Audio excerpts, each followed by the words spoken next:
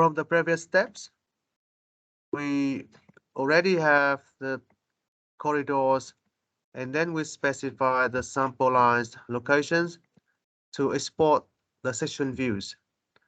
So now we will create the section views once you already have the sample lines on the plan view. We go to section views, but before we do this, we need to specify the scale you want to print. The scale for the cross sections, in this case, we have the scale of 1 to 500. So you change the scale to 1 in 500. Later on, you will draw the cross sections with this scale. So check the scale we need. If you would like to try different scales, then you can do that, and you can then delete all of the cross sections if you don't like them, and then you can create the new ones. So right now I checked my assignment and I was asked to design with the profile of 1 to 500. So I changed to the scale I need here before I create the section views. So then create section views. We see that there are multiple sample lines, so that's why we're going to create many views, not only one. So click multiple views. So here we see alignment, the road you want to draw the section views, and sample line group name. It means for one road, you may have different group names for different sets of sample lines. Here I have only one group name for all of the sample lines along the whole road. So I just accept these, and I see the start location, that's 0, end location, that's nearly 547 meters. The section view name, it will add the location measured by the length, automatically show you the station. It means the length of the road, and the scale, vertical and horizontal, are the same. Click next to experience the layout here a little bit. So this is one of the important steps. You need to know about the scale of the drawing. Civil 3D give you the template. So in the folder Autodesk Civil 3D, you have the template. This is the section. So there is a template called the metric unit section. So here you can select the file in the folder. If you click three dots here, you can change the scale, and you can go to the file in the template folder. So you click this. As you see here, there are many scales to choose, different paper size. Here we only have A0 and A1. So I would like to choose A1, scale 1 to 500. And in case in the real project, if you want to use other scales, I can show you where you can find this, the three dots here. And in the template folder, you can see in the settings, and you can go to plan productions and the file metric section. You can create a new file by simply copy this file and paste to the same folder and edit this file to make the new paper size and new scale. For example, if you want to, I can show you, for example, if I copy a file and I paste to this, paste to the same place, you have a new file. If you want to create a new, for example, my own settings, I have this file, and then you can edit this one. You open this file and edit and save to the same folder, and you go back to this step again. If I open this one now with AutoCAD, okay, I escape this one first. Need to escape this one. So then I will open the template file. As you can see, I have a template file, drawing number 2. You need to save this. You need to edit first. If you want to create like a new title block and create a new paper size, then what you can do here is to right click into any of the layout here and go to the page setup manager, and you modify the setting you've got. You can change the paper size, make it smaller or bigger. You can then define the scales. The scale here, you see that it's the area where you show the cross section. If you right click this, properties, you see the scale here is 1 to 5,000. It's quite small. If you want to make a bigger scale, you change this one, don't lock this one, and you can change the scale here. For example, 1 to 500, 200. Escape from this. I'm not changing, but I should show you how you do this in other projects if you want to add new scales to show the section view with a bigger scale.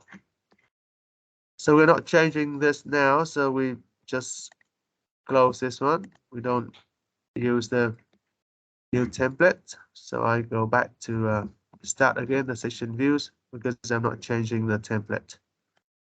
Section views, multiple views again. Center line, sample line still like this.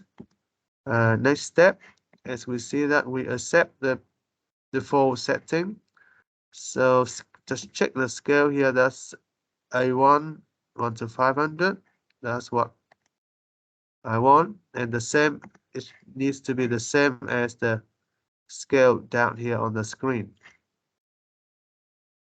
So now the important step is to use the group plot style. It means you see this is the layout, arrangement of the section views. You want to start from the top left corner, go down. You want to set out the distance between the rows and columns. So all of these things you can do in this setting, group plot style. To change this, go to the arrow here, click Edit, Current Selection.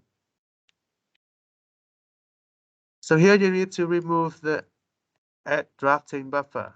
So untick this one. Untick this one. So there you will see the layout. It is the border of the viewport, and then you have different cross sections here with the space between column and rows as mentioned here if you don't change. The order will be by columns, so you go down here with the arrow, you go up and move to another column and go up, another column, go up. So click OK. Those are the main thing we need. Only change one thing, untick the add buffering area. Click next. Left and right. So this is the offset. Agree with this. Go to next. Elevation. Agree with this. So these are the data you've got. It means the elevation, existing ground, finished ground, and we click next. So the data band, it means you will show the offset distance and the design and existing levels. So the settings here, surface 1, that is the design, and that is the corridor, the rope surface. Accept this. Surface 2, that is the existing ground. So we need to change this. So again, surface 1, that's the design surface. So that is the corridor surface, the top surface of the road you created before. Surface 2, that is the existing ground. So you can compare the difference between the existing ground and the design surface to know the depth of the cut and fill.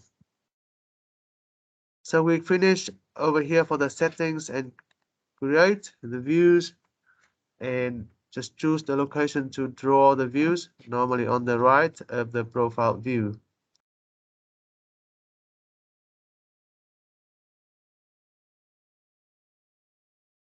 So now you can see that I've got two drawings because I choose the paper size A1 is much larger than A3, so you can have less drawings. Otherwise, you may have to print too many drawings. And in this case, I try to use the scale a bit small, 1 to 500, just to reduce the number of cross sections here. If you want to have the bigger scale, then you will have many more drawings, like up to 10 or even 20. So cross sections is always the biggest part of the output. So that's why here, for practice purpose, I used a small scale, 1 to 500. So, and the big paper size, so you only need 2 drawings here to print out. Let's see, 1, 2, 3, 4, 16, and the 2 drawings, those are 32 cross sections.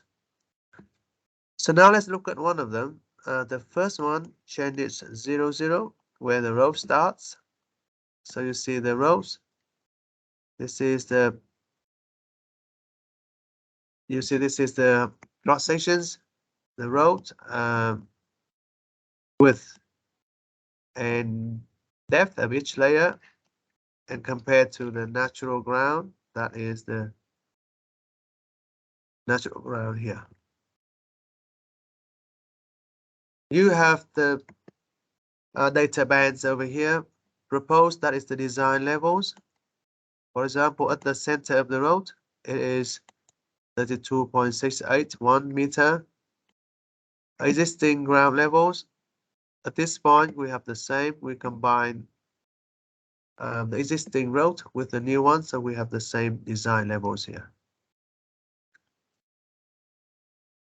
But at other position, you see that you have the difference. The new road, it's a bit higher than the existing ground, so you have the difference in height.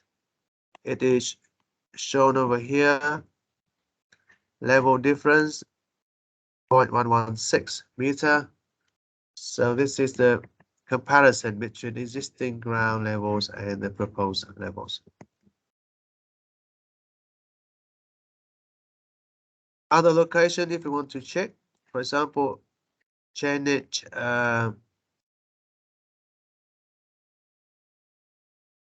400 meters.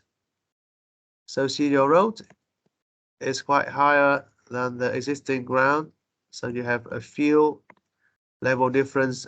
At the center is 2.4 meters, 0.498 meters.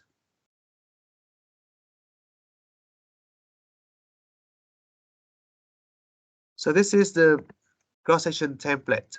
So this is why we use the template file. So you have all of the settings for the layout of the cross sections, the colors, the text size, and tables and things like this.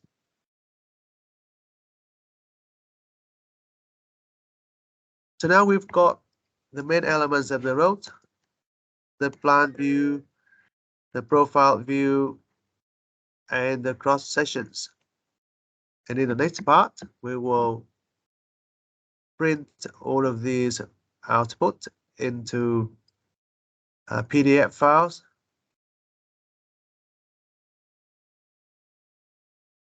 And then it's going to be ready to submit the drawings.